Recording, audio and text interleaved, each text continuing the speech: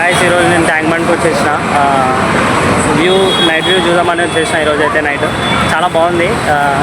ఈ ఫ్లవర్ కూడా మీకోసమే నేను తీసుకుంది, చూపిస్తా ఒకసారి చూడండి. వ్యూ చాలా బాగుంది ట్యాంక్ బండ్, ఒకసారి విజిట్ చేయండి ఎవరైనా. వాటర్ కూడా చాలా బాగున్నాయి, స్మెల్ కూడా బాగానే ఉంది, అంత ఏం గలీజ్ అయితే వస్తలేదు.